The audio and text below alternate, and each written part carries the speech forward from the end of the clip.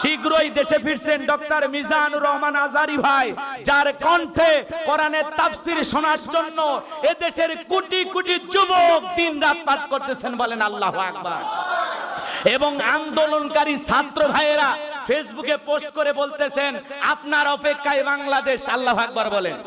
Doctor Mizanur Rahman Azhari ভাইয়ের ছবি দিয়া যারা আন্দোলন করেছিলেন সেই সমস্ত ছাত্র ভাইয়েরা বলতেছেন আপনাকে মিস করতেছে বাংলাদেশ, আপনি তাড়াতাড়ি বাংলাদেশে আসেন, ইনশাআল্লাহ ডক্টর মিজানুর রহমান আজহারী ভাই অল্প কয়েকদিনের মধ্যে বাংলাদেশে ফিরবেন ইনশাআল্লাহ।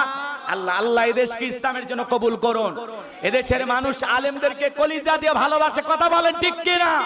ওলামা ইকরাম সবাই প্রস্তাব দিতেছেন যে অন্তর্বর্তীকালীন যে সরকার হবে এই সরকারের প্রধান উপদেষ্টা ডক্টর ইউনূস সাহেবের নাম ছাত্র আন্দোলনের ভাইয়েরা ঘোষণা করেছেন। আমরা বলতে চাই তার পাশাপাশি এদেশের কিছু ওলামা ইকরামকেও এখানে থাকতে হবে, কথা বলেন ঠিক কিনা?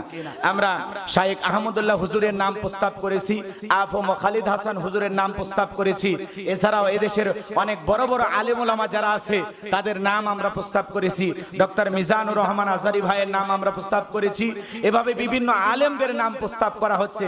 আলহামদুলিল্লাহ অনেকেই আল্লামা মামুনুল হক সাহেবের নাম প্রস্তাব করতেছেন, যেহেতু তারা দলের নেতৃত্ব দিবেন সামনেতে হেফাজত ইসলামের, এই জন্য তারা তো থাকবেন ইনশাআল্লাহ।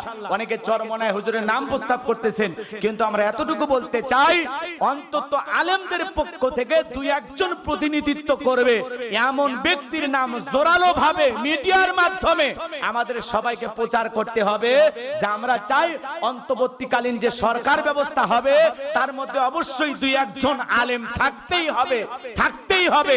এ ব্যাপারে আমাদের একটু ভূমিকা রাখার দরকার আছে না নাই?